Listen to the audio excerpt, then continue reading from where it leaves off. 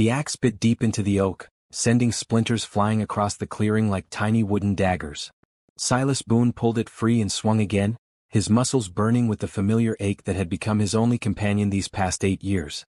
Each strike echoed through the mountain silence, the only sound for miles except for his ragged breathing and the distant cry of a hawk circling overhead. 8 years. 8 long, brutal years since he'd spoken to another human being for more than the few grunts it took to buy supplies in town. 8 years since he'd touched a woman's hand or heard a woman's laugh. 8 years since the good people of Pine Ridge had branded him a monster and driven him up into these mountains like a rabid dog.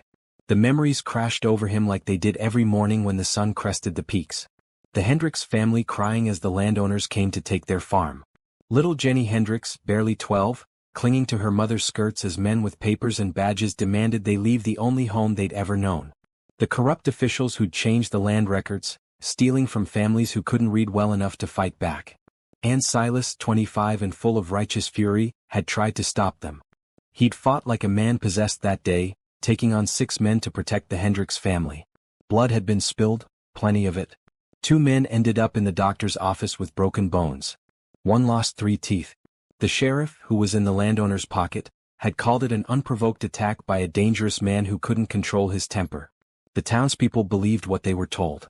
Who would trust the word of a poor mountain man against respectable businessmen? Within a week, mothers were pulling their children to the other side of the street when they saw him coming. Women clutched their purses tighter. Men reached for whatever weapon they carried. Silas Boone's got the devil in him, they whispered. Beat those men half to death for no reason. He's not right in the head. Dangerous as a cornered bear. So he'd given them what they wanted. He'd become the beast they said he was, retreating to his grandfather's old cabin high in the mountains where he could hurt no one and no one could hurt him. The axe handle slipped in his sweaty grip and he cursed, throwing it aside. His reflection caught in the small window of his cabin. Wild hair past his shoulders, a beard that hadn't seen scissors in months, eyes that had forgotten how to hold another person's gaze. He looked exactly like the monster they'd made him out to be. His stomach growled, reminding him that his supplies were running low again. The beans were gone, the coffee nearly finished, and he was down to his last few strips of dried meat. He'd have to go into town again, endure the stares and whispers, hand over his money to people who wished he'd disappear forever. Maybe this time he wouldn't come back. Maybe he'd just keep walking until he found someplace where nobody knew his name or his story. Start over somewhere else, if a man like him could ever truly start over. He pulled on his cleanest shirt, which wasn't saying much, and hitched his horse to the small wagon. The ride down the mountain took 2 hours, winding through forest paths that few people knew existed. As the trees thinned and the first buildings of Pine Ridge came into view, his chest tightened with the familiar dread. The town looked the same as always. White-painted houses with neat gardens, a main street lined with shops, the tall spire of St. Catherine's Church pointing toward heaven like an accusing finger. People moved about their business, shopping, talking, living the normal lives he'd forgotten how to live. He was tying his horse to the post outside Brennan's general store when the church bells began to ring. Not the usual call to Sunday service, it was only Wednesday, but the special pattern used for weddings. Through the store window he could see old Brennan watching him with suspicious eyes, but Silas ignored him. He had bigger concerns than one shopkeeper's fear. As he loaded supplies into his wagon, more bells joined the first. The whole town seemed to be celebrating something.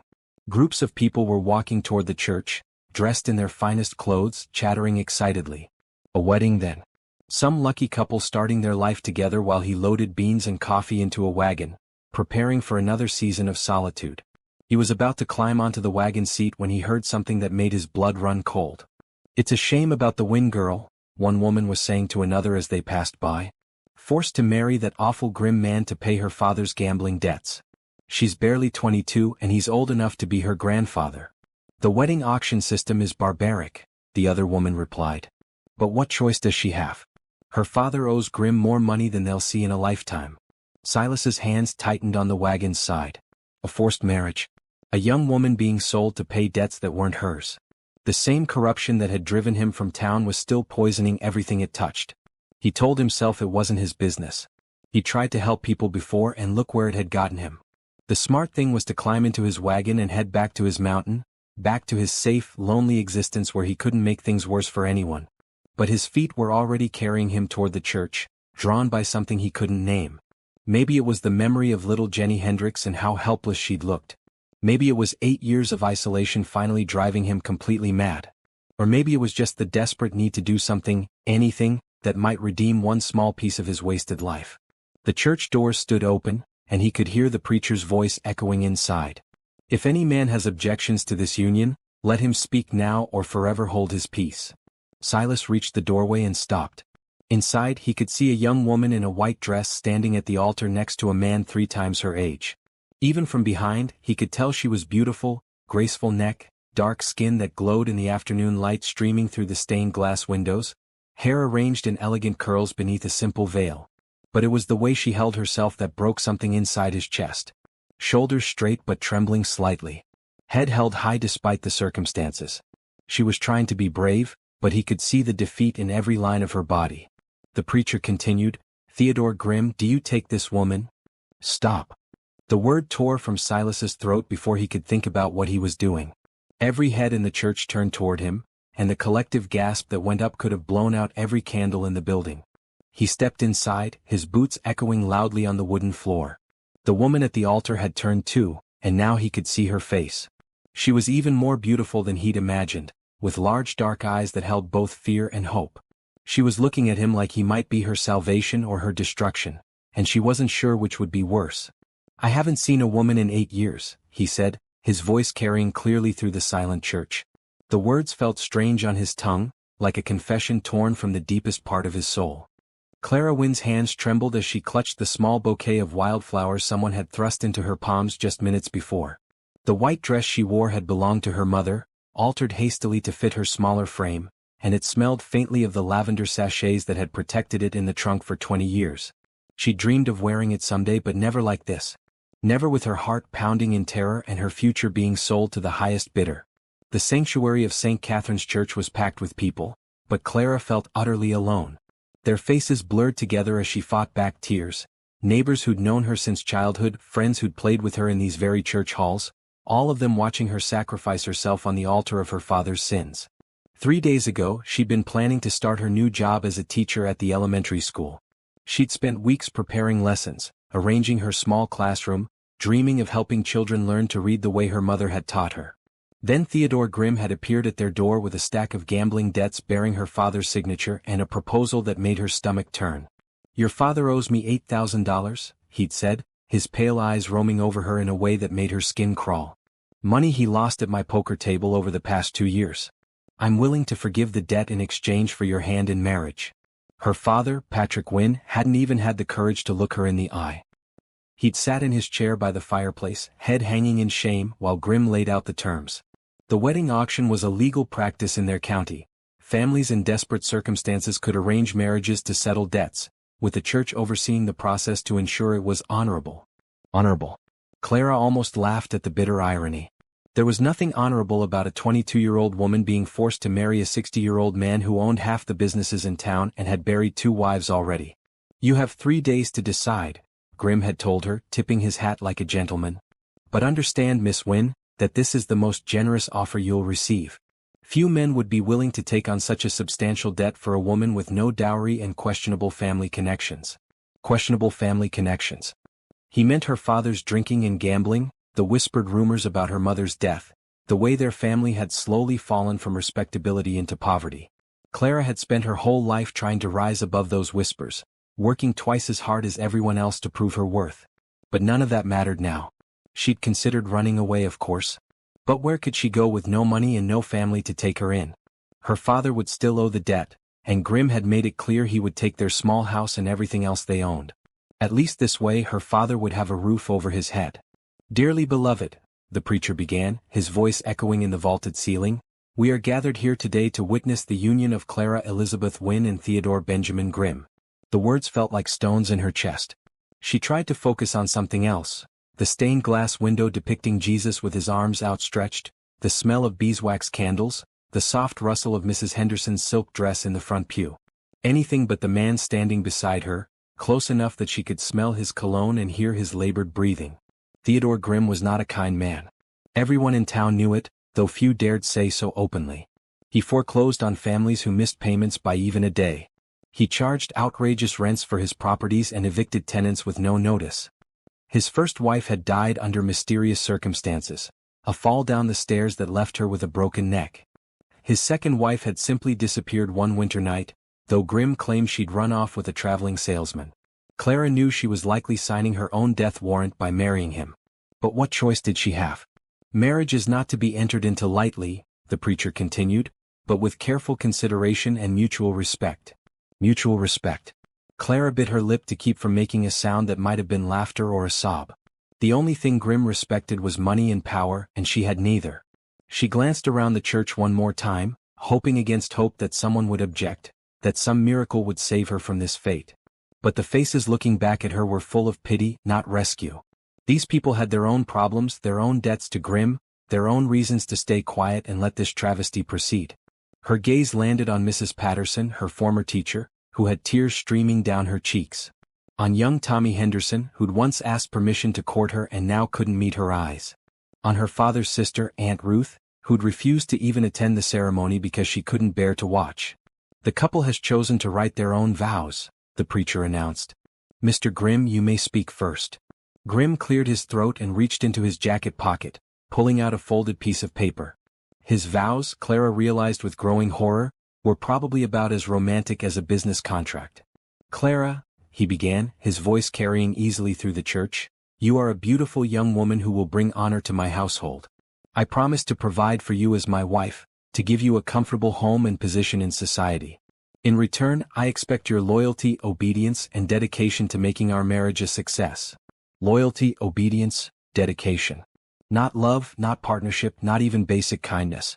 Just the expectation that she would be a decorative object in his house, grateful for the privilege of warming his bed and bearing his children. Clara, the preacher prompted gently, your vows? She hadn't written any. What was there to say? That she promised to endure whatever he did to her? That she would try not to die too quickly so he'd get his money's worth? That she hoped he would at least be quick about killing her when he grew tired of her? She began, then stopped. The words wouldn't come. How could she promise to love and honor a man she despised? How could she lie before God and all these people? Take your time, dear, the preacher said kindly, though she could see the concern in his eyes. He knew this was wrong too, but like everyone else he was powerless to stop it. Clara opened her mouth to force out whatever words would end this nightmare when a voice from the back of the church cut through the silence like a blade. Stop. Every head turned toward the sound, and Clara felt her heart skip as she saw the man standing in the doorway. He was tall and broad-shouldered, with long dark hair and a beard that hadn't seen a barber in months. His clothes were simple work clothes, clean but rough, and he looked like he'd rather be anywhere else in the world. But it was his eyes that captured her attention. They were the deepest blue she'd ever seen, and they held a pain that matched her own. He looked like a man who'd been through hell and somehow found his way back, only to discover that the world had moved on without him. I haven't seen a woman in 8 years, he said, and his voice was rough with disuse and emotion. The church erupted in whispers. Clara heard Grimm suck in an angry breath beside her, heard the preacher clear his throat nervously, heard someone in the back pew mutter, that's Silas Boone. The mountain man. What's he doing here? Silas Boone.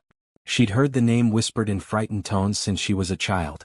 The dangerous man who lived alone in the mountains, who'd beaten several men nearly to death and been driven from town for his violence. Parents used his name to scare children into behaving. Be good or Silas Boone will come down from the mountain and get you. But looking at him now, Clara didn't see a monster. She saw a man who looked as desperate and trapped as she felt, who'd walked into this church for reasons she couldn't begin to understand. He started walking down the aisle toward them, and Clara could feel the entire congregation holding its breath. The church felt smaller with each step Silas took down the aisle. Every eye was on him, and he could hear the whispers starting up like a storm wind through dry leaves. That's him. The beast. What's he doing here? Someone should call the sheriff. He ignored them all. His attention was fixed on the young woman at the altar, the one whose dark eyes were watching him with a mixture of fear and something that might have been hope. She was beautiful in a way that made his chest ache. Not just her face, though that was lovely enough, but the courage he could see in the set of her shoulders, the way she stood tall despite everything trying to break her down. This was Clara Wynne, he realized. He'd known her father years ago, back when Patrick was just a man who enjoyed cards and whiskey a little too much, before the gambling had consumed him completely. Clara had been just a girl then, maybe 14, helping her mother tend their small garden and dreaming of becoming a teacher like the woman who'd inspired her. Now she was being sold like cattle to pay for her father's weakness. "Sir," the preacher said nervously as Silas reached the front of the church, "this is a private ceremony. If you have business here, perhaps we could." "I have business," Silas cut him off, his voice carrying clearly through the sanctuary. "This woman is about to make the biggest mistake of her life, and I aim to stop it." Theodore Grimm stepped forward, his face red with indignation. "You have no right to interrupt this ceremony, Boone. Clara is my bride, legally contracted, and I'll thank you too." "She's not your anything yet," Silas said, turning his attention to the banker. Up close, Grimm looked even worse than from a distance, soft and pale, with small, calculating eyes and hands that had never done an honest day's work. The preacher asked if anyone had objections. "I'm objecting." "On what grounds?"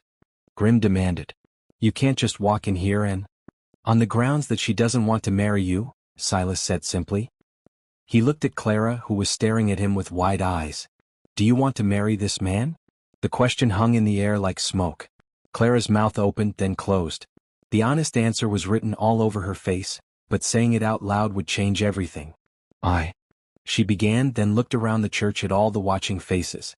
Her father sat in the front pew, head down, unable to meet her eyes. The congregation waited breathlessly for her response. "The debt," she whispered. "My father's debt. If I don't marry Mr. Grimm, he'll lose everything." "How much?" Silas asked. $8,000, Grimm answered before Clara could speak. "A substantial sum that took 2 years to accumulate. I'm being more than generous by accepting marriage as payment." Silas reached into his coat pocket and pulled out a leather pouch that clinked with the sound of coins. He'd been saving money for 8 years, living off the land, selling furs and handmade goods to traders who didn't ask questions. $8,000 was almost everything he had, but what good was money to a man who lived alone on a mountain? "I'll pay the debt," he said, tossing the pouch at Grimm's feet.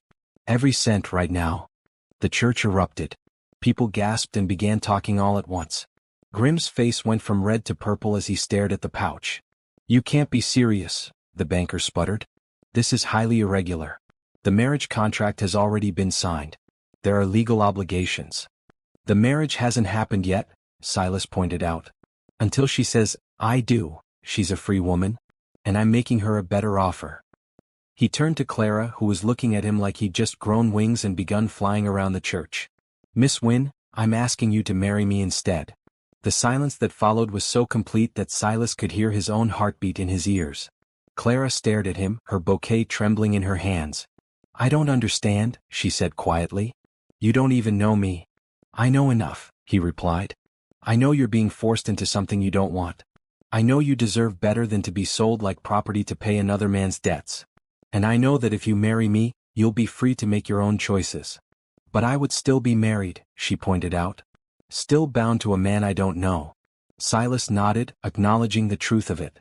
"Yes, but I'm not Theodore Grimm. I won't force you to do anything you don't want to do.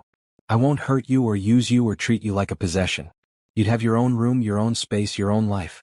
And if you ever decide you want to leave, I won't stop you."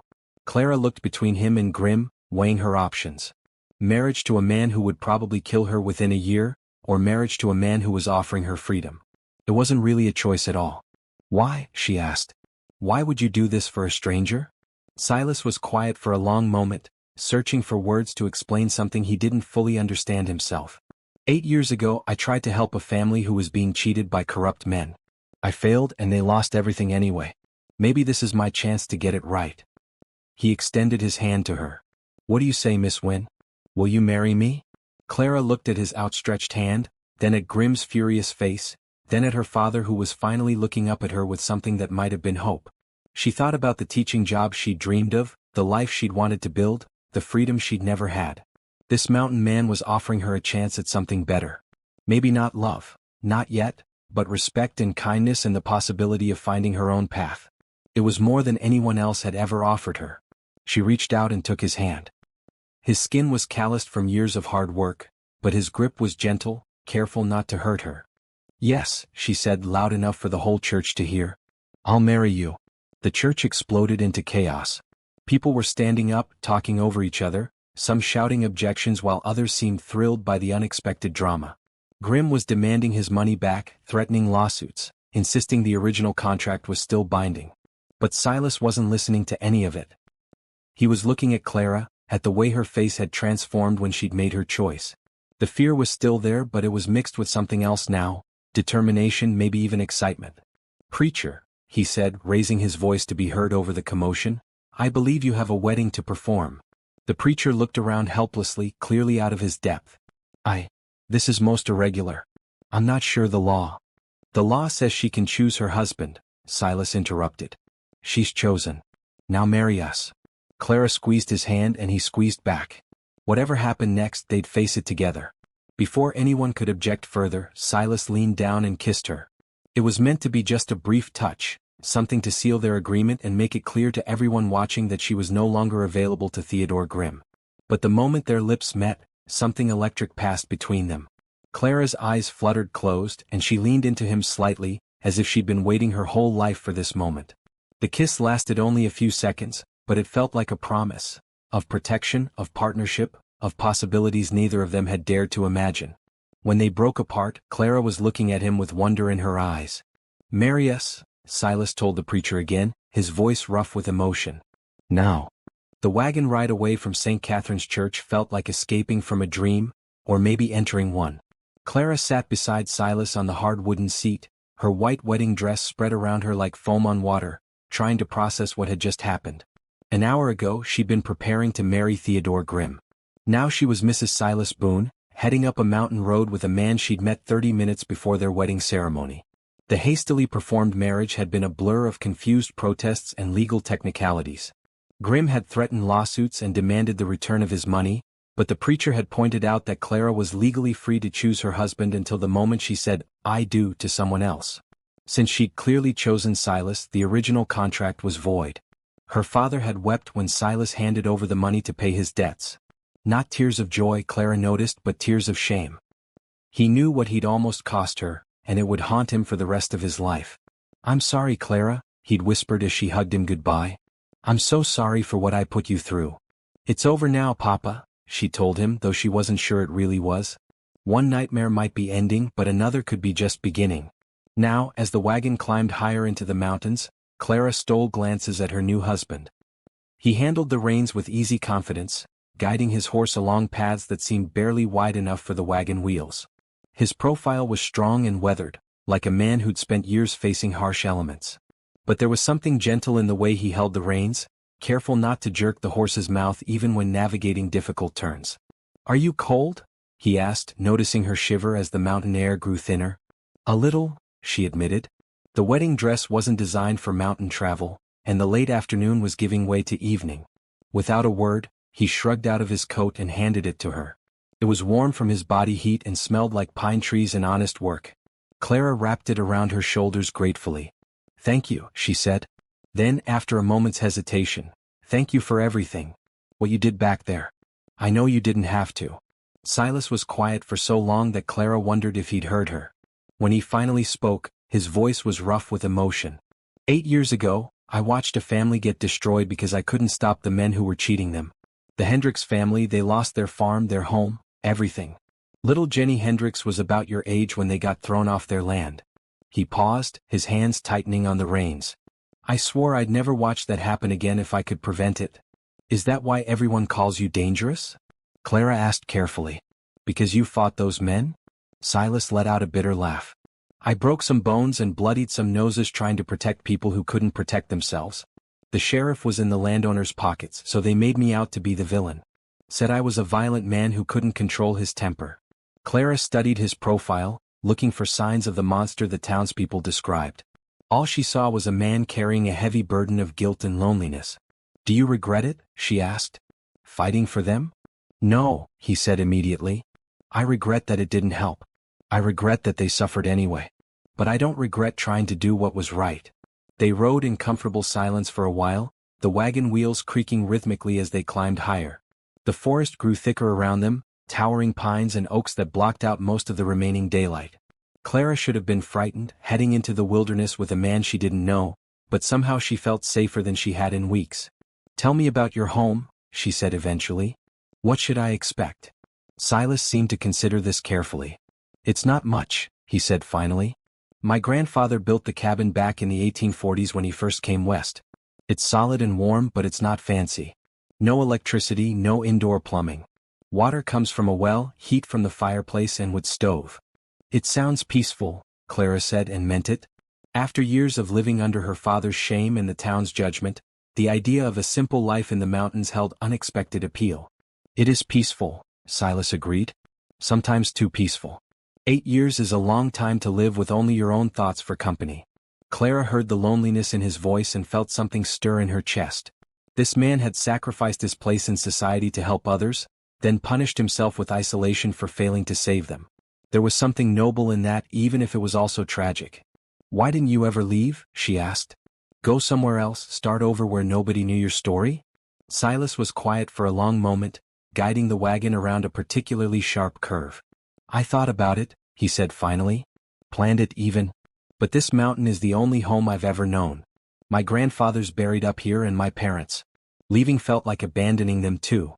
Clara nodded, understanding that kind of attachment to place even when it brought pain. She dreamed of leaving Pine Ridge herself, but something had always held her back. "What about you?" Silas asked.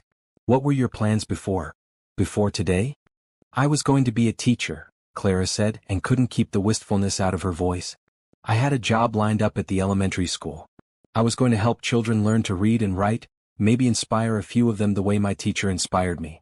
"What's stopping you from still doing that?" Clara looked at him in surprise. "I'm married now. Married women don't typically work outside the home." "Says who?" Silas asked. "I told you, you're free to make your own choices. If you want to teach, teach. The mountain children could use a good teacher.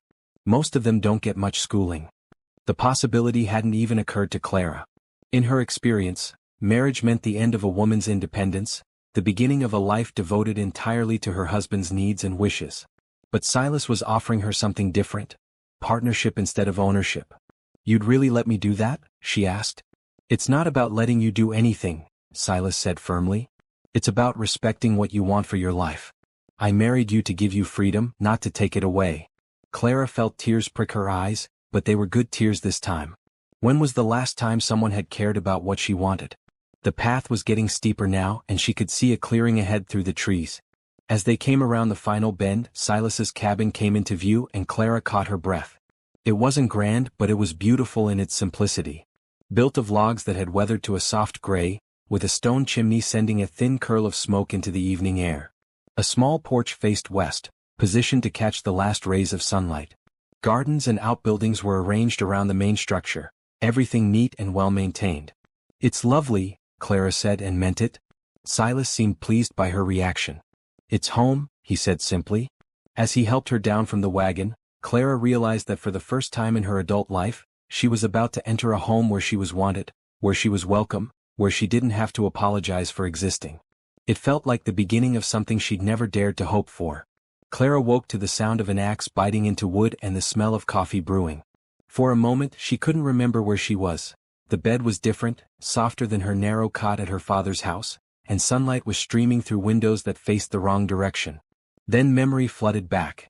The wedding, the mountain, the gentle man who'd given her his own bedroom while he slept on the parlor sofa. She'd protested when Silas had shown her to his room the night before, insisting she could sleep anywhere, but he'd been firm about it. "A lady deserves a proper bed," he'd said, gathering blankets and a pillow for himself.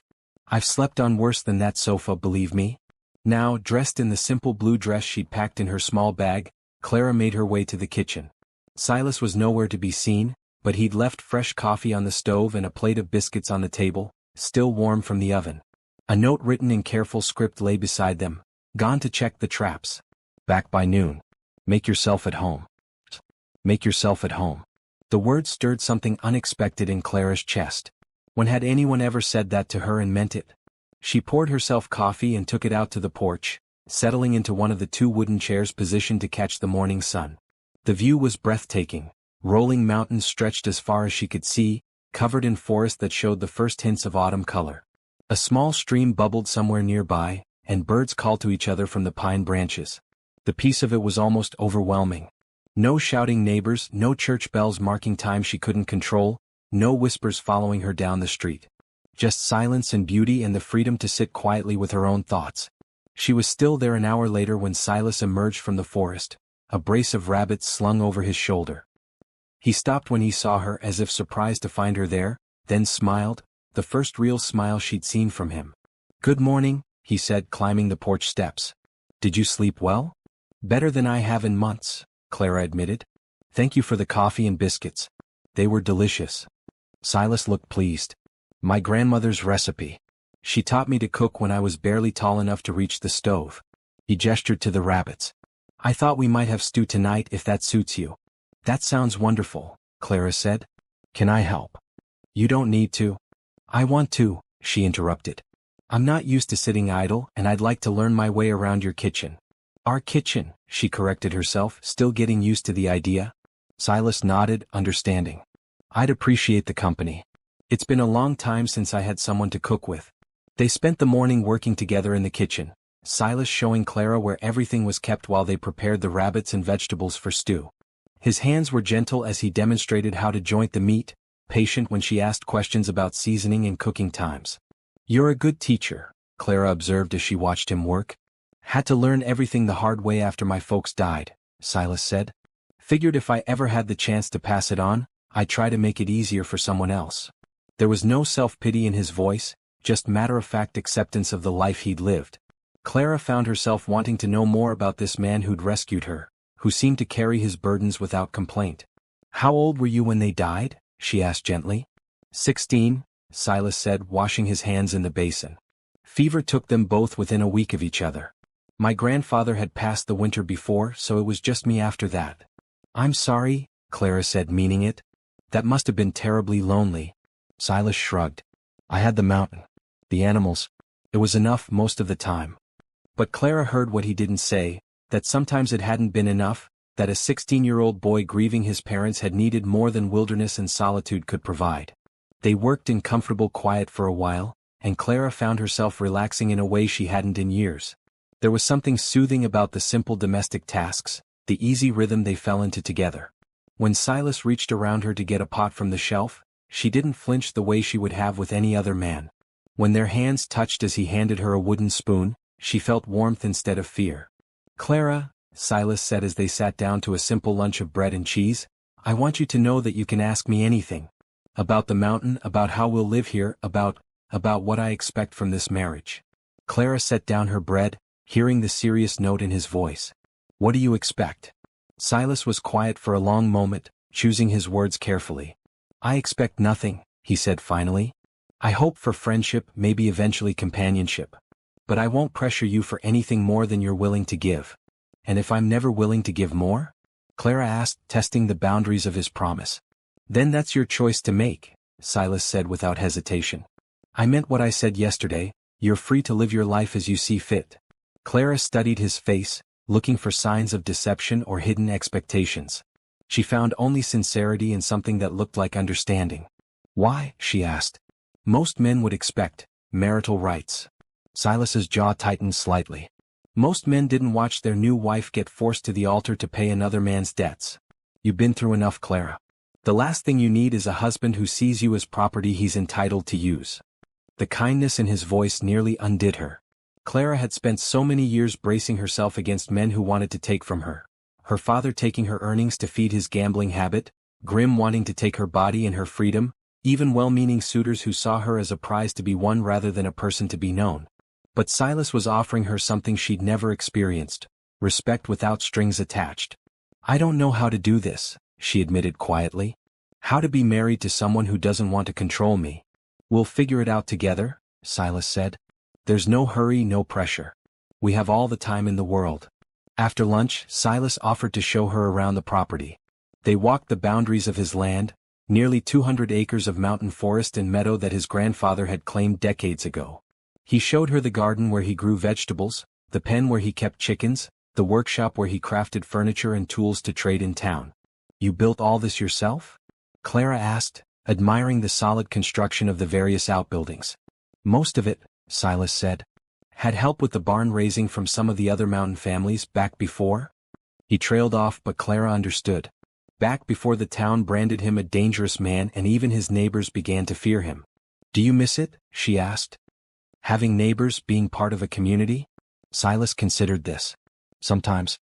But people show their true colors when times get hard. Most of the folks who turned their backs on me weren't really friends to begin with. Clara nodded, understanding that betrayal. She'd experienced her own version when her father's gambling debts became public knowledge and former friends had suddenly become too busy to visit. They ended their tour at a small cemetery on a hill overlooking the cabin. 3 wooden crosses marked the graves of Silas's family, weathered but well-maintained. Fresh wildflowers lay on each grave. "I come up here most evenings," Silas said quietly. "Tell them about my day, ask their advice when I'm struggling with something." "What did you tell them about me?" Clara asked. Silas smiled slightly. "That I finally did something right. That maybe they can stop worrying about me being alone up here." Clara felt tears prick her eyes at the simple honesty of it. This man had carried his grief and guilt in solitude for 8 years, talking to stones because he had no one else to talk to. "They must be proud of you," she said, "for saving me yesterday." "I hope so," Silas said. "I hope they understand why I brought a stranger into their home." "I'm not a stranger anymore," Clara said impulsively, then blushed at her boldness. But Silas smiled, the expression transforming his whole face. "No," he agreed. "You're not." As they walked back to the cabin in the golden light of late afternoon, Clara felt something shifting inside her chest. The fear that had dominated her life for so long was beginning to give way to something else. Not love, not yet, but the possibility of it. The hope that maybe, just maybe, she'd found a place where she could be herself without apology. For the first time in years, Clara was looking forward to tomorrow. 3 weeks into their marriage, Clara had settled into a rhythm of life on the mountain that felt more natural than anything she'd ever experienced. She woke each morning to the sound of Silas chopping wood or tending to the animals, dressed quickly, and joined him for breakfast before they began their daily tasks together. She'd taken over most of the cooking, discovering that she had a talent for creating hearty, flavorful meals from simple ingredients. Silas had shown her his stores of preserved vegetables, dried herbs, and cured meats, and she'd begun experimenting with combinations that brought genuine pleasure to his weathered face. In return, he was teaching her the skills she'd need to thrive in the mountains. How to read weather signs in the clouds and wind. How to identify edible plants and medicinal herbs. How to preserve food for the winter months ahead. Each lesson was given with patience and encouragement, as if her learning brought him as much joy as it brought her. But it was the evenings Clara treasured most. After supper, they would sit by the fire while she mended clothes or worked on the sampler she was embroidering for the cabin walls. Silas would whittle or repair tools and they would talk, really talk, in a way Clara had never experienced with anyone. He told her about his childhood on the mountain, the wisdom his grandfather had shared, the way his parents had loved each other with a quiet devotion that had made their simple cabin feel like a palace. She shared her own memories, her mother's gentle teachings, her dreams of education and independence, the growing fear she'd lived with as her father's gambling had spiraled out of control. But there were still shadows between them, parts of Silas's story that he hadn't shared. Clara could see it in the way his jaw tightened when certain topics came up, the way his eyes grew distant when he thought she wasn't looking. She didn't push, she understood about painful secrets, but she hoped that someday he would trust her enough to share the whole truth. That day came sooner than she expected. Clara was hanging laundry on the line behind the cabin when she heard horses approaching.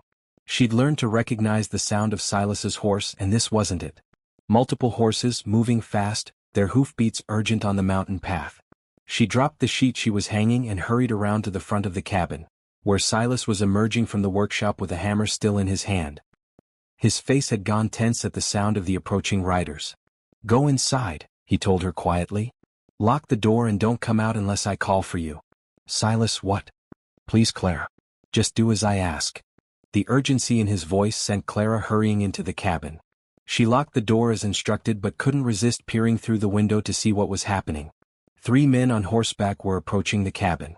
Clara recognized one of them immediately, Sheriff Morrison, a thin, nervous man who'd always seemed more concerned with keeping the peace than seeking justice.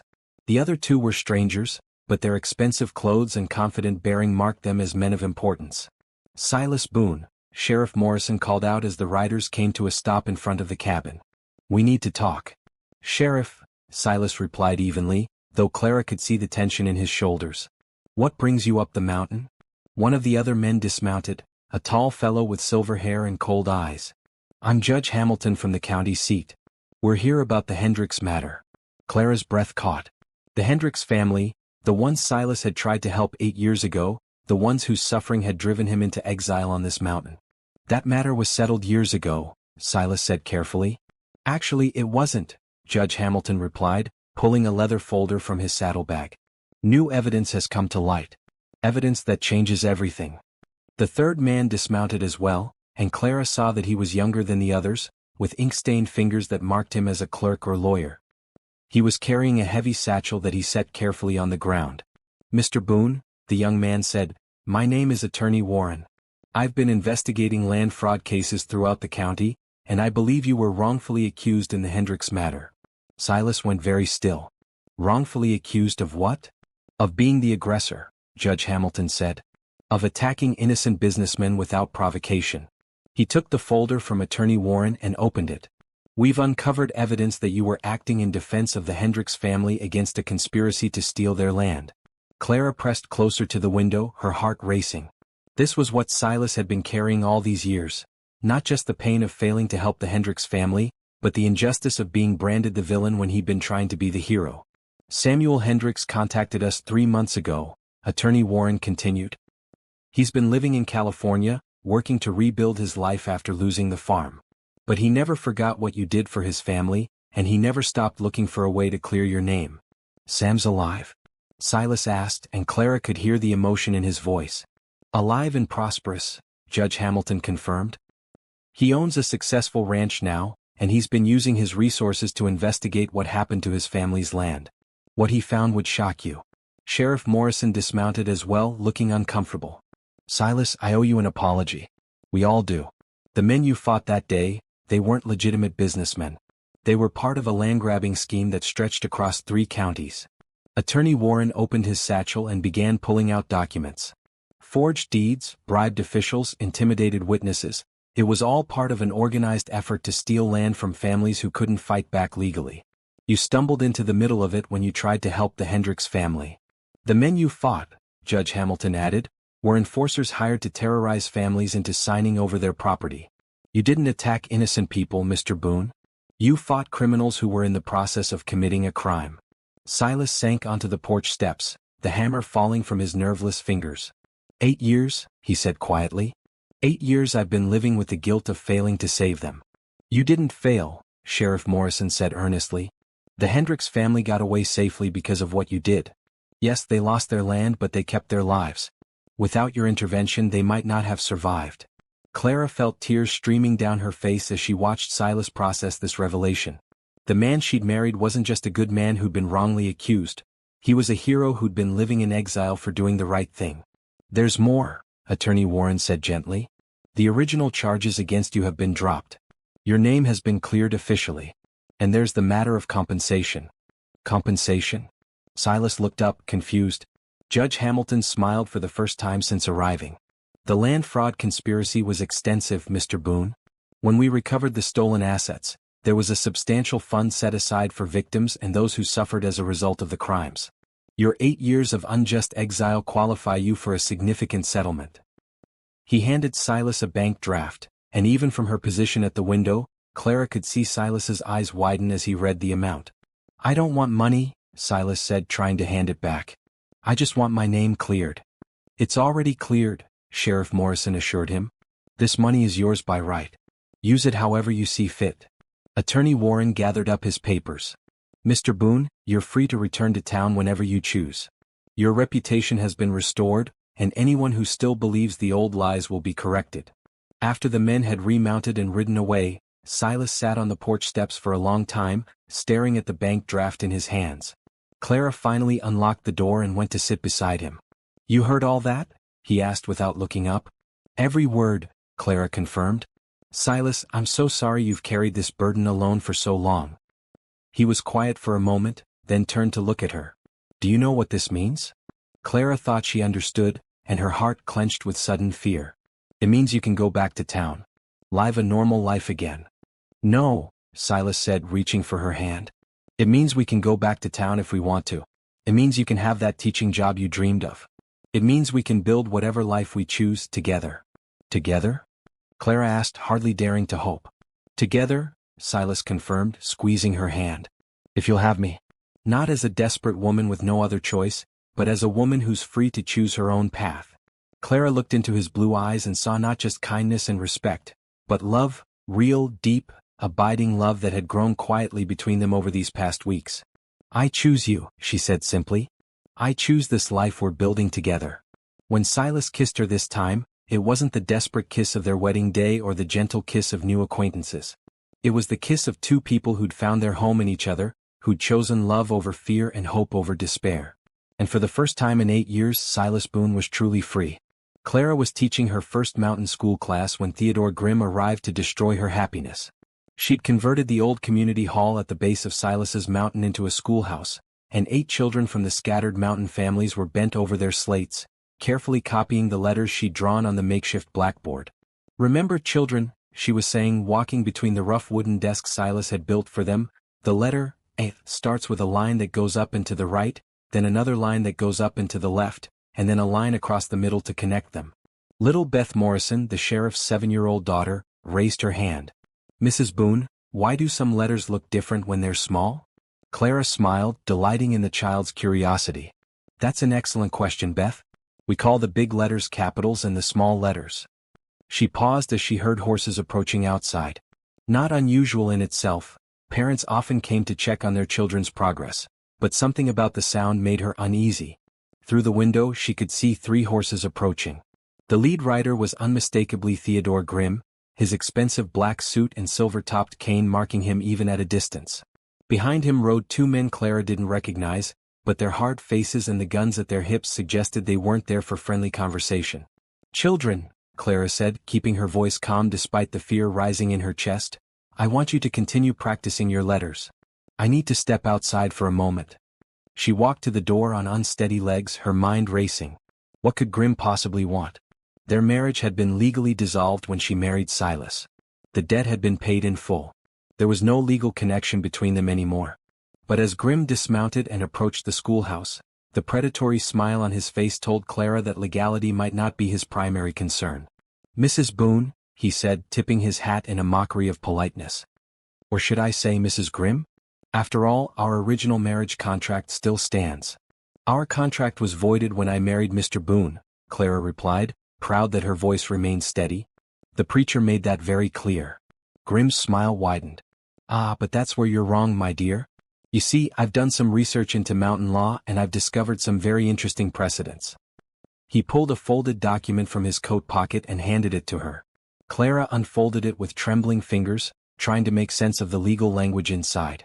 "What this says," Grimm continued as she read, "is that marriage contracts for debt settlement cannot be voided by subsequent marriages unless all parties agree to the nullification.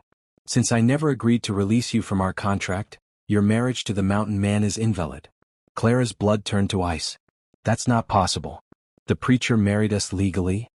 "The preacher married you under false pretenses," Grimm interrupted. "You were already contractually bound to me. Your mountain man may have paid your father's debt, but that doesn't change the fact that you were my intended bride first."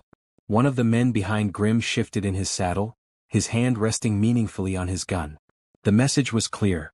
Clara could come willingly or be taken by force, but she was coming either way. "Even if what you're saying is true," Clara said desperately, "I won't go with you. I'm a married woman." "You're my woman," Grimm snarled, his genteel mask slipping.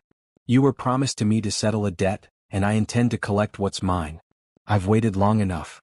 Through the schoolhouse window, Clara could see the children watching with wide, frightened eyes.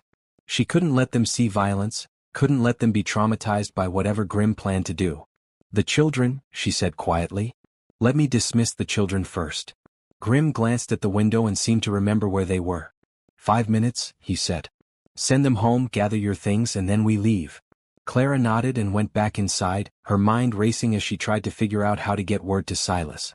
He was up at the cabin nearly an hour's ride away. Even if one of the children could reach him, would he arrive in time? "Children," she said, forcing herself to smile, "we're going to end class early today. I want you all to pack up your slates and papers and head straight home. Tell your parents that school will resume tomorrow." "But Mrs. Boone," Beth Morrison protested, "we haven't finished our letters yet." "We'll finish them tomorrow," Clara promised, though she had no idea if she'd be alive tomorrow, let alone free to teach. "Now hurry along, all of you." As the children gathered their belongings, Clara caught young Tommy Patterson's arm. Tommy was 12, the oldest of her students, and his family's farm was closest to Silas's mountain. "Tommy," she whispered urgently, "I need you to ride as fast as you can to Mr. Boone's cabin. Tell him that Mr. Grimm is here with legal papers, claiming I'm still bound to marry him. Tell him to bring help." Tommy's eyes widened with understanding. He'd heard the adults talking about Mrs. Boone's dramatic wedding day, and he knew who Theodore Grimm was. "Yes, ma'am," he whispered back. "I'll ride like the devil himself is chasing me." "Be careful," Clara warned. "Stay off the main path so they don't see you." Tommy nodded and slipped out the back door while the other children filed out the front. Clara watched through the window as he ran to where he'd tied his pony, then mounted and rode off through the trees, taking the hidden trails that only the mountain children knew. Now she just had to buy time and hope that help would come before Grimm lost patience. "Time's up," Grimm called from outside. "Come along, my dear. We have a wedding to finish." Clara stepped outside, her chin raised despite her fear. "I'm not going anywhere with you willingly. If you want to take me, you'll have to do it by force in broad daylight where everyone can see what kind of man you really are." Grimm's face darkened. "I was hoping we could do this the civilized way, but if you insist on being difficult." He nodded to his companions, who dismounted and began walking toward Clara. "You're making a mistake," Clara said, backing toward the schoolhouse door. "My husband will come looking for me." "Your husband," Grimm sneered, "is a has-been mountain man with a violent reputation. When you disappear, people will assume he finally lost control and did something terrible to you. Who's going to believe his story over mine?" The truth of it hit Clara like a physical blow. Despite his recent exoneration, there were still people in town who believed Silas was dangerous. If she disappeared, he'd be the obvious suspect. "Besides," Grimm continued, "by the time anyone realizes you're missing, we'll be long gone. I have a preacher waiting in the next county who's willing to perform our ceremony immediately. Once we're properly married, there won't be anything your mountain man can do about it." The two hired men were almost close enough to grab her now. Clara looked around desperately, hoping to see Tommy returning with help, but the mountainside was empty except for the three men who'd come to destroy her life.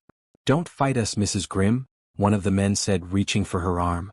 "This'll go easier if you cooperate." Clara jerked away from his grasp. "My name is Mrs. Boone, and I'm not going anywhere with you." "Enough," Grimm snapped. "Take her. We've wasted enough time on this charade." The man lunged for Clara again, and this time his partner moved to block her escape route. Clara realized with growing terror that her delaying tactics had failed. Tommy was still riding for help, but help was too far away. She was on her own, and Theodore Grimm was about to take her away from everything she'd learned to love. The sound of approaching horses made Clara's heart leap with desperate hope, but when she looked up the mountain path, her heart nearly stopped. It wasn't Silas riding to her rescue, it was Tommy Patterson's father, Mike, along with Sheriff Morrison and three other mountain men, all armed and looking grimmer than death itself. But no Silas. "Theodore Grimm," Sheriff Morrison called out as the riders surrounded the schoolhouse, "you're trespassing on private property and threatening a married woman. I suggest you mount up and ride out before this gets ugly." Grimm's confidence never wavered. "Sheriff, I'm here on legal business. This woman is bound to me by marriage contract, and I'm simply claiming what's mine." He held up the document he'd shown Clara earlier. "Everything's perfectly legal, I assure you." Sheriff Morrison took the paper and read it carefully, his frown deepening with each line. When he finished, he looked up at Clara with troubled eyes. "Clara, I'm sorry, but this appears to be legitimate. If you were already contracted to marry Grimm before you married Silas, then your second marriage might not be legal." "That's impossible," Mike Patterson protested. "We all saw her choose Silas at the church. She was a free woman making her own decision." "Actually," Grimm said smoothly, "she wasn't free. She was already bound by this contract, signed by her father and witnessed by three upstanding citizens. The debt payment was simply a convenience, it didn't nullify the original agreement." Clara felt the ground shifting beneath her feet. Could it be true? Could her marriage to Silas, the happiness she'd found, the life they'd built together, could it all be built on a legal fiction? "Even if that's true," Sheriff Morrison said reluctantly, "you can't just take her by force. There are proper legal channels." "Which take time I don't have," Grimm interrupted. "Every day she remains with that mountain man makes it harder to undo the damage to her reputation. I'm being merciful by handling this quietly." "Merciful?" Clara found her voice at last. "You call threatening me with armed men merciful?" "I call it practical," Grimm replied coldly. You can come with me now as my willing bride, or you can come with me as my reluctant wife after I've had the sheriff arrest your mountain man for kidnapping and fraud. Which would you prefer? The threat was clear and Clara felt trapped between two impossible choices. If she went with Grimm, she might save Silas from false arrest, but she'd be condemning herself to a life of abuse and likely death. If she refused, Grimm would use his influence to destroy Silas the way he'd destroyed so many others. I need time to think, she said desperately. This is all happening so fast. Time is a luxury we don't have, Grimm said. He nodded to his men who began moving toward Clara again. I'm sorry you're choosing to make this difficult. The lady said she needs time to think. The voice came from the forest behind the schoolhouse, and Clara's heart soared as Silas stepped into the clearing. He wasn't alone. Behind him came Attorney Warren, the young lawyer who'd brought news of his exoneration, along with Judge Hamilton and two other official-looking men Clara didn't recognize. Boone, Grimm snarled, his composure finally cracking. You're too late. She's coming with me and there's nothing you can do to stop it. Actually, Judge Hamilton said, stepping forward with a thick folder in his hands, there's quite a lot we can do to stop it. Mr. Grimm, you're under arrest for fraud, conspiracy, and attempted kidnapping. Grimm's face went white. What are you talking about? I have legal documents. Forged documents, Attorney Warren corrected, opening his own folder. Documents created by the same criminal network that was stealing land throughout the county. The same network you were part of, Mr. Grimm. Clara watched in amazement as the two official-looking men moved to flank Grimm, their badges now visible on their coats. Federal marshals, she realized. Theodore Grimm, one of the marshals announced, you're under arrest for mail fraud, conspiracy to commit theft, and operating an illegal gambling enterprise. You have the right to remain silent. This is outrageous. Grimm protested as the marshals moved to restrain him. I'm a respected businessman. You can't. We can and we are, Judge Hamilton said firmly. Mr. Grimm, your poker games weren't just crooked. They were designed specifically to create unpayable debts that you could then use to acquire property and other assets. We have testimony from 6 different victims, including Patrick Wynn. Clara gasped. My father testified against him? Your father felt terrible about what he'd put you through, Silas said gently, moving to her side. When the investigators contacted him, he told them everything. How Grimm had plied him with drink and then manipulated the card games to create massive debts. How the marriage contract was presented as the only way to avoid debtor's prison. The marriage contract itself is fraudulent, Attorney Warren added. It was created under duress and involves illegal gambling debts. Even if everything else were legitimate, which it isn't, the contract would be void under territorial law. As the marshals led Grimm away, still protesting his innocence, Clara felt her legs give out. The terror and stress of the past hour hit her all at once, and she sank onto the schoolhouse steps. Silas was beside her in an instant, his strong arms pulling her close. It's over, he whispered into her hair. He can't hurt you anymore. How did you know to bring them? Clara asked, looking up at Judge Hamilton and Attorney Warren. We've been tracking Grimm's activities for weeks, the judge explained. When young Tommy Patterson arrived at your cabin saying Grimm was here with legal papers, Silas knew immediately what was happening. We've been expecting Grimm to make a move ever since word got out about your marriage. You were expecting this? Clara asked. Attorney Warren nodded. Men like Grimm don't give up easily when they think they own something. We had evidence of his criminal activities, but we needed him to act openly so we could arrest him without questions about jurisdiction. You used me as bait, Clara realized. We protected you as bait, Silas corrected firmly. I would never have let him take you, Clara. Never. Looking into his eyes, Clara saw the truth of it. Silas would have fought an army to keep her safe, legal consequences be damned. What happens now? She asked. Now, Judge Hamilton said with satisfaction, Mr. Grimm faces federal charges that will likely put him in prison for the rest of his life. His assets will be seized to compensate his victims, including your father. And your marriage to Mr. Boone is completely legal and binding. Sheriff Morrison cleared his throat. Clara, I owe you an apology. When Grimm showed me those papers, I should have been more skeptical. I should have known a man like him couldn't have legitimate business here. You were doing your job, Clara said graciously. You couldn't have known the documents were false. As the officials departed and the mountain men dispersed to spread the news to their families, Clara and Silas found themselves alone outside the schoolhouse. The afternoon sun was slanting through the trees, casting long shadows across the clearing where her new life had nearly been destroyed. "Are you all right?" Silas asked, his hands gentle on her shoulders. "I am now," Clara said, and meant it. "Silas, when I saw Grimm and his men, when I thought I might lose everything we've built together, I realized something." "What's that?" "I love you," Clara said simply. "Not just as the man who saved me, not just as my husband in name, but as the partner I want to spend my life with. As the man who makes me feel safe and valued and free to be myself." Silas's eyes filled with emotion. "Clara, I've loved you since the day you took my hand in that church and chose to trust me.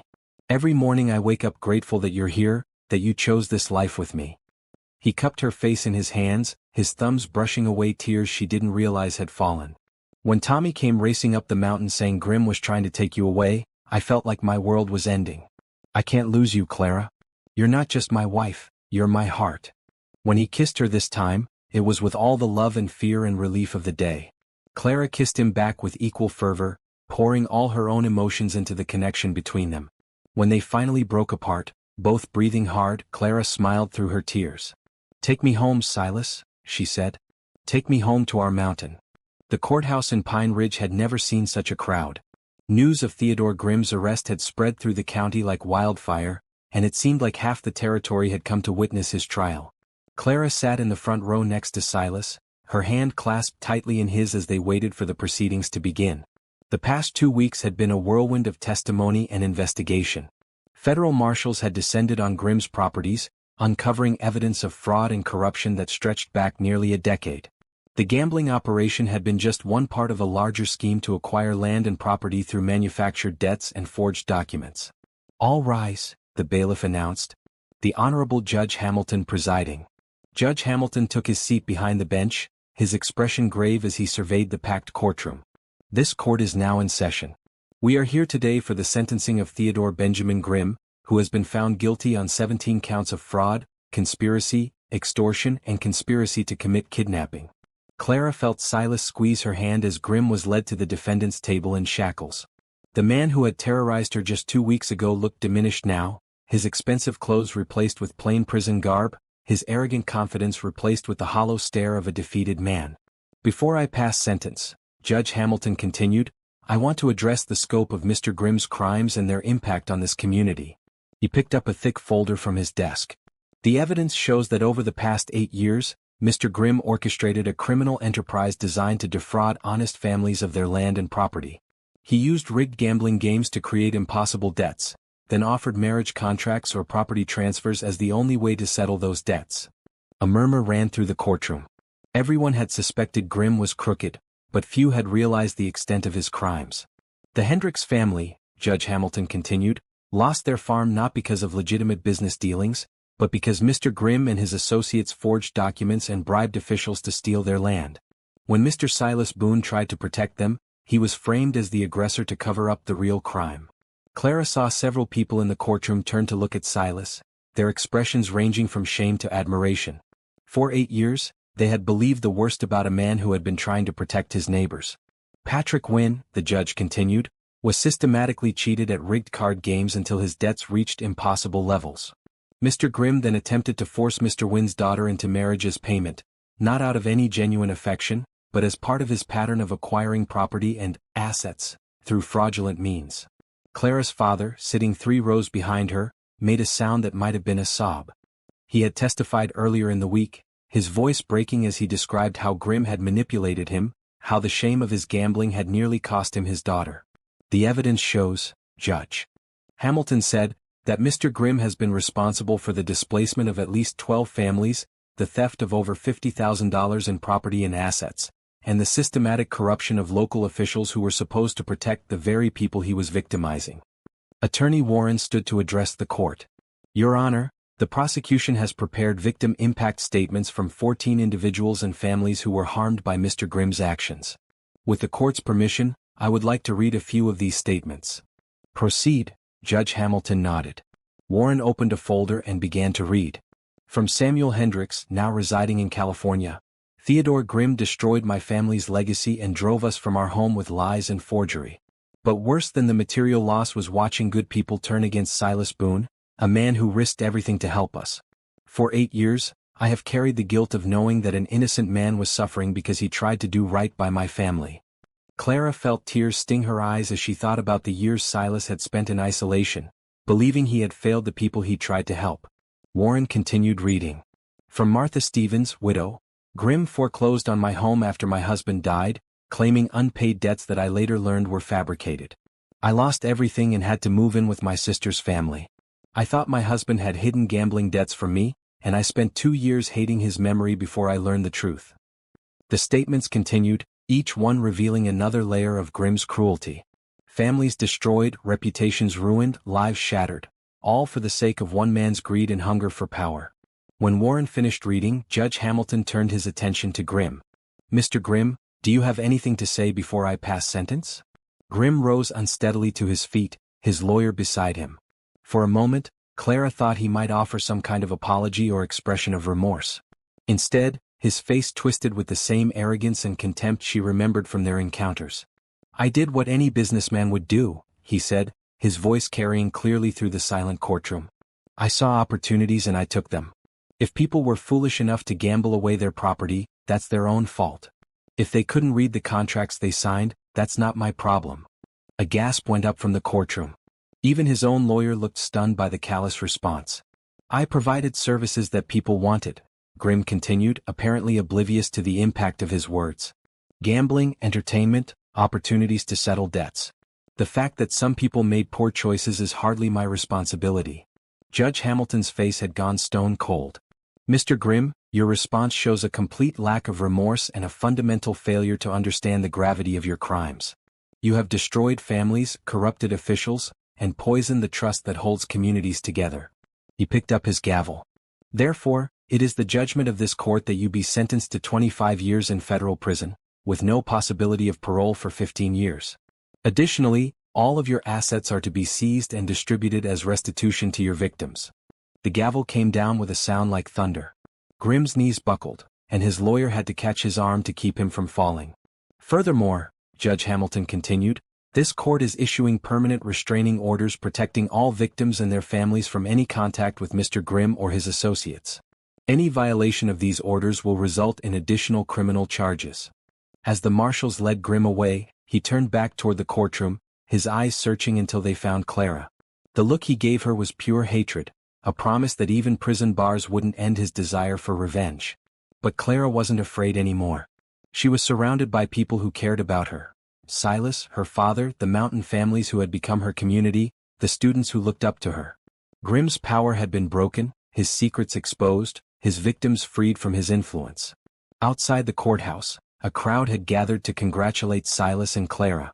People who had shunned Silas for 8 years now approached with shame-faced apologies and genuine warmth. Silas, said Mrs. Henderson, whose son had been one of Clara's first students, I owe you a debt I can never repay. We all do. You were trying to protect us and we turned our backs on you. It's in the past, Silas said graciously, though Clara could see the emotion in his eyes. What matters is that the truth came out eventually. Sheriff Morrison approached with his hat in his hands. Silas, I want you to know that the county is prepared to offer you the position of deputy sheriff, if you're interested. We could use a man of your integrity in law enforcement. Clara felt Silas's surprise in the way his hand tightened on hers. After years of being treated as a dangerous outcast, he was being offered a position of trust and authority. I appreciate the offer, Sheriff, Silas said carefully. Can I have some time to think about it? Of course, Morrison replied. Take all the time you need. As they walked back toward their wagon, Clara's father approached them hesitantly. Patrick Wynne looked older than his years, worn down by guilt and shame, but there was something lighter in his expression than Clara had seen in months. Clara, he said quietly, can you ever forgive me for what I put you through? Clara studied her father's face, seeing genuine remorse for the first time since the gambling had started. Papa, you were as much a victim as anyone else. Grimm manipulated you, used your weaknesses against you. I don't blame you for that. Patrick's eyes filled with tears. I'm going to get help, he promised. There's a group of men in the next county who meet to talk about their gambling problems. I'm going to start attending their meetings. I'm proud of you for that, Clara said, meaning it. And Papa? You're welcome to visit us on the mountain anytime. I think it would do you good to spend some time away from town. As they drove home up the mountain path, Clara reflected on everything that had changed. 6 weeks ago, she had been a desperate woman facing a forced marriage to a man who would have destroyed her. Now she was a beloved wife, a respected teacher, and a valued member of a community that had embraced her completely. "Silas," she said as their cabin came into view, "what do you think about Sheriff Morrison's offer?" Silas was quiet for a moment, considering. "I think I've spent enough years hiding from the world," he said finally. "Maybe it's time to take a more active role in protecting people who can't protect themselves." Clara smiled, proud of the man she'd married. "I think you'd make an excellent deputy sheriff. But whatever you decide, I'll support you." "What about your teaching?" Silas asked. "If I take the job, we might need to spend more time in town." "The children need me wherever they are," Clara replied.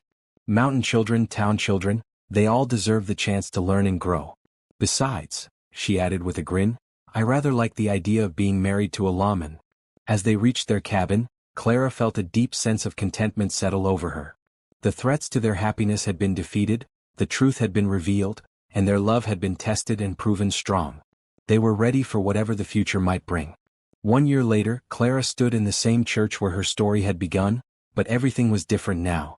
Instead of a desperate woman being forced into marriage, she was a radiant bride choosing to renew her vows with the man she loved. Instead of a hostile crowd watching her sacrifice, the sanctuary was filled with friends and family celebrating their happiness. "Dearly beloved," the preacher began, his voice warm with genuine joy, "we are gathered here today to witness the renewal of vows between Silas and Clara Boone, who wish to reaffirm their commitment to each other after a year of marriage based on love rather than necessity."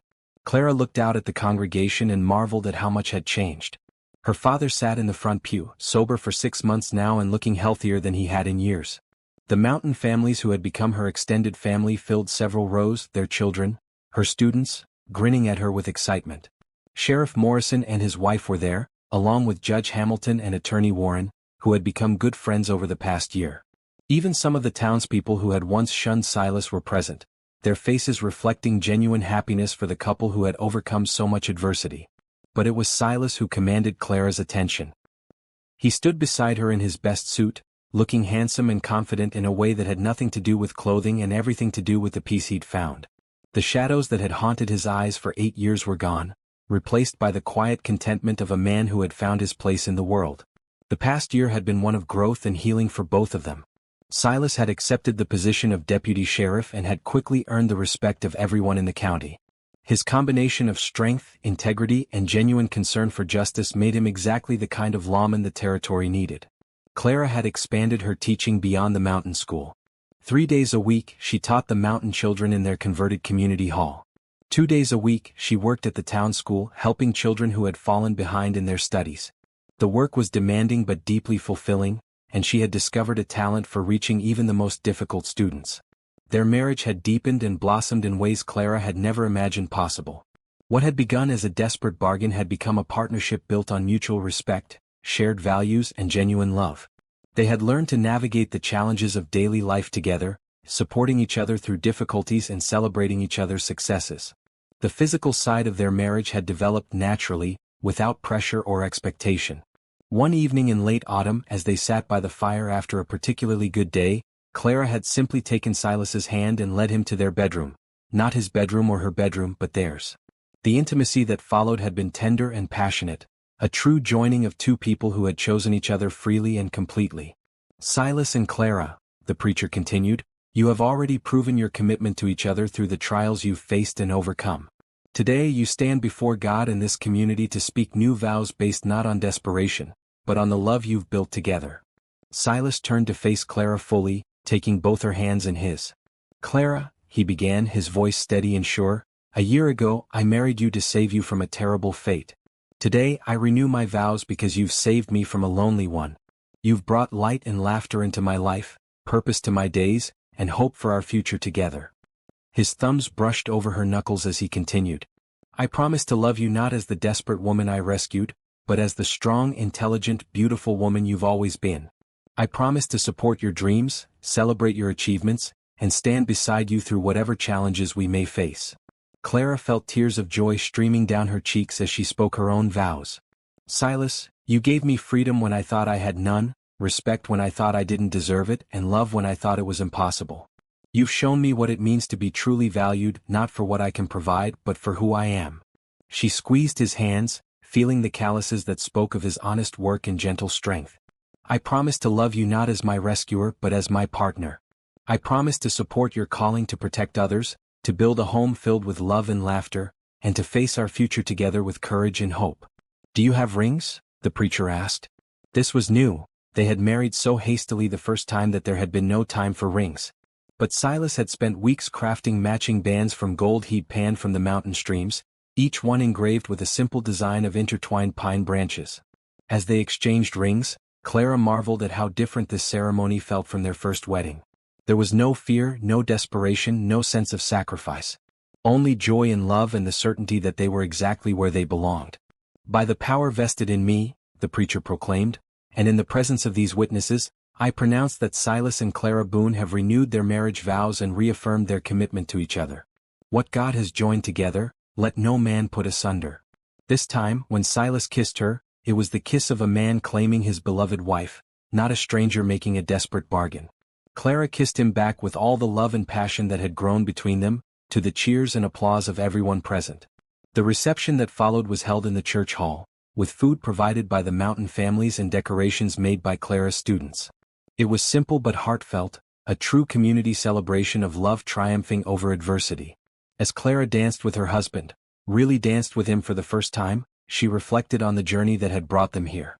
A year ago she had been a woman with no choices, no hope, no future worth anticipating.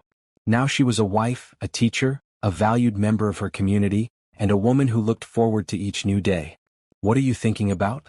Silas asked as they swayed to the music provided by old Pete's fiddle and his grandson's guitar. I'm thinking about how different everything is from a year ago, Clara replied. How much we've both changed, how much we've grown. Do you ever regret it? Silas asked quietly. Marrying a stranger, giving up the life you might have had? Clara looked up into his blue eyes, seeing the same love and devotion she felt reflected back at her. Never, she said firmly. This is the life I was meant to have, Silas. You are the man I was meant to love.